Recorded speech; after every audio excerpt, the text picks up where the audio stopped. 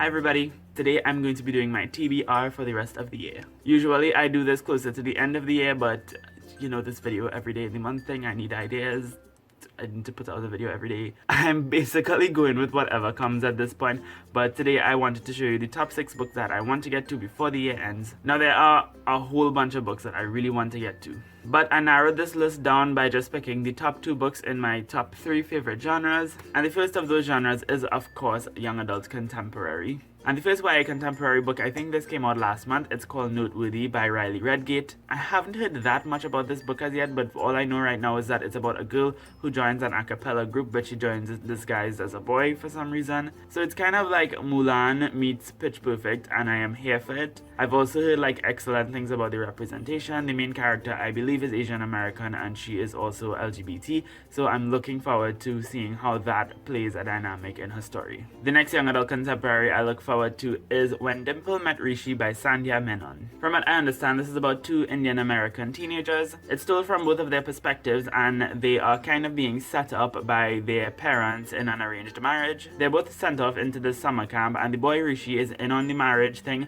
but the girl Dimple is not. It sounds like something that I would not like, because in general I am very wary on the whole idea of arranged marriages and getting married before the age of like 23, 24. I mean, I just have issues with marriage in general too, but that's a whole nother video right there. And the fact that Dimple doesn't know anything about this whole arrangement makes me feel a bit uncomfortable, but from what I've heard by reviewers that I really trust is that that whole aspect of it is handled really well, so I'm excited to jump into it and see what I think. Moving on to my next favorite genre, which is of course adult contemporary literary fiction, which I merged into one thing, yes. The first book that I picked has been getting a lot of hype lately, and that is Do Not Say We Have Nothing by Madeline Thien. Lots of people have been reading this and really loving it. It is about basically a Chinese-Canadian family, and they take in a woman who kind of tells them stories or something like that. I am excited for a book that I know literally nothing about, but I think that kind of sparks the fun in it, so I really look forward to this one.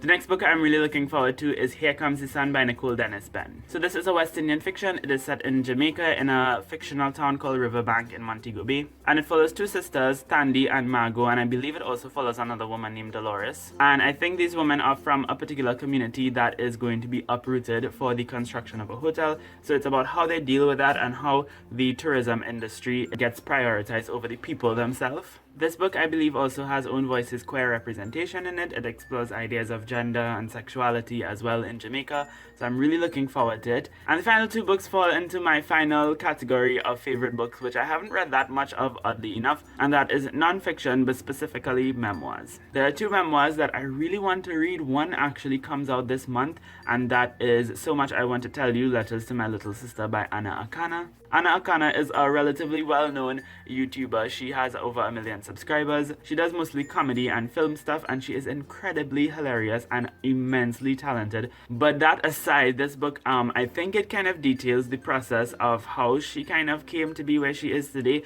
but it's specifically focused also on her experiences with depression, because she lost her sister to suicide in 2007. And I believe this book explores how that affected her and is kind of dedicated to her sister as well, so I'm really looking forward to this. And the final non-fiction book I want to read very badly is In the Country We Love, My Family Divided by Diane Guerrero. You might recognize Guerrero from her roles in Orange is the New Black or Jane the Virgin. So the book talks about how when she was 15 years old, her mother, her father, and her brother were deported back to Colombia, and how she had to kind of live off of the mercies and the kindness of her neighbors and family friends, which helped her to go through school, college, and eventually pursue a career in acting. And I believe the book also critiques the US immigration system, because she was a legitimate US citizen, but they never ever sent anybody to see if she was okay. Like, you deported a minor's family without trying to put her somewhere or something like that, and I think that really goes to show how shitty and inefficient the US immigration system is. I'm really looking forward to reading this and see what she has to say about it. But yes, those are all of the books that I really want to get to before the year ends. In the comments down below, let me know which books you would like to get to before the year ends, and if you've read any of these books I talked about today,